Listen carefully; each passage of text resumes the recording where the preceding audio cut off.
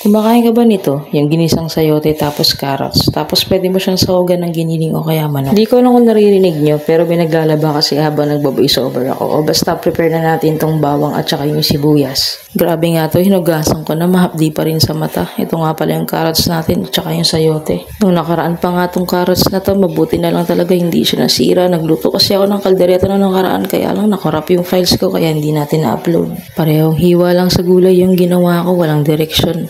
Ang konti lang, no? Pero pag naluto yan, marami yan. Ginisa ko na nga dito yung bawang at saka sibuyas natin. Ito na nga pala yung giniling natin. Medyo pwede na rin kahit na amoy corned beef siya. Syempre, mas gusto ko pa rin yung lasa na ng tunay na giniling. Kaya lang ito kasi pang sagip to. Minsan kasi talaga 7:45 yung out namin sa trabaho, tapos anong oras na rin ako makakauwi dito dahil matagal yung shuttle. Tinimplahan ko lang pala yan ng paminta at saka ng toyo, yung Chinese vintage soy sauce, pero kung meron kayong oyster sauce, yun na lang yung gamitin nyo. Pinakagisa ko nga lang din na maigi yan kahit na delata lang yan, tapos tutubigin na natin yan pang sabaw. Pagkulungan nito guys, ay teka, kita pala ako dito, no? Hello muna sa inyo. O basta pag kumulo na, matik, ilalagay mo na rin dito yung gulay, buhos lang natin dyan. Alam niyo ba, dati hindi ako kumakain nito. Feeling ko ang weird ng gulay na to. Tapos ayun, lagyan na natin ng sugar, pambalanse lang ng lasa. After 5 minutes ng pagpapakulo pa, yan, luto na yung ating ginisang sayote with carrots. Ika nga ng mga nanay, carrots. Mga suma total, 58 pesos lang yung nagastos ko kasi meron na ako ng mga condiments. Meron na rin akong bawang tsaka sibuyas eh. Siya, kain. Ito na yung ating nilutong ginisang sayote na may carrots na may giniling. Yan, nakain ko na kagabi yung iba, syempre, hapunan, and almusal to, yan. Maganda rin to naisip ko kasi at least wala nang lalanggam yung pagkain sa akin. Yung pag-uwi ko may langgam.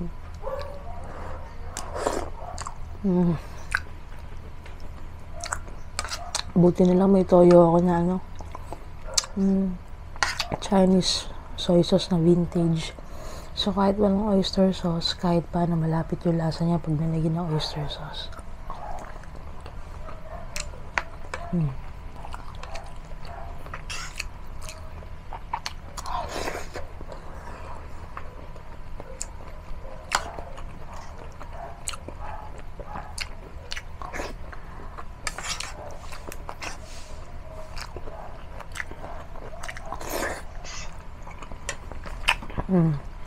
May tutong po.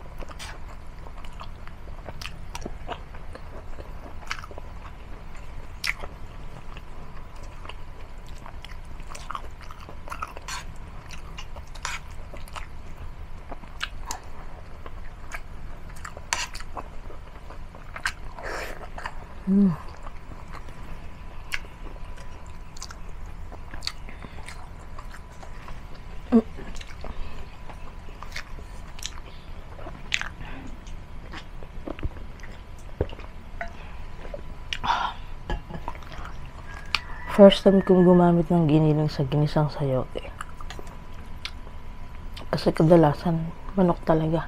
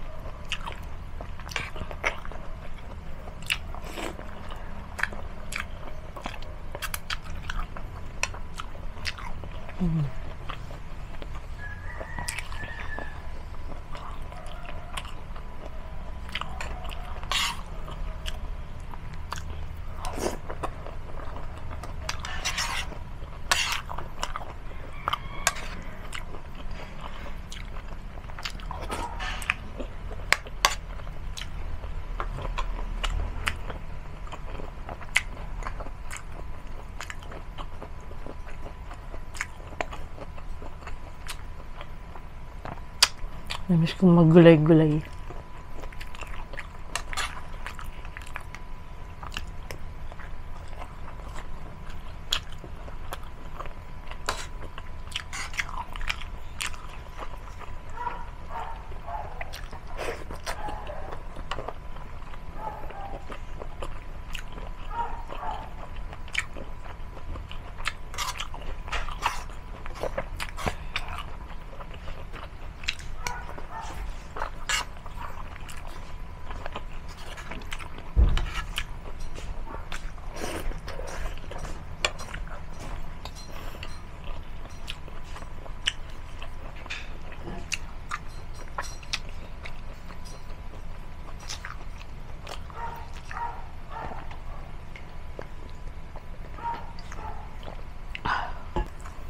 Dami, hirap ubusin.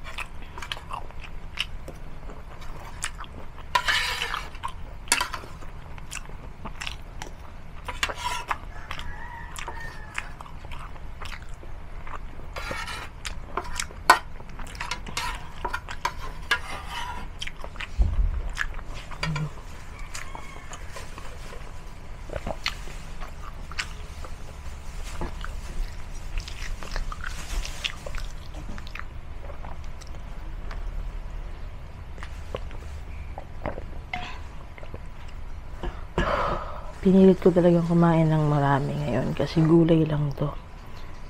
Kumbaga parang mamaya lang gutom ka na uli. Ayun. Ganito na lang.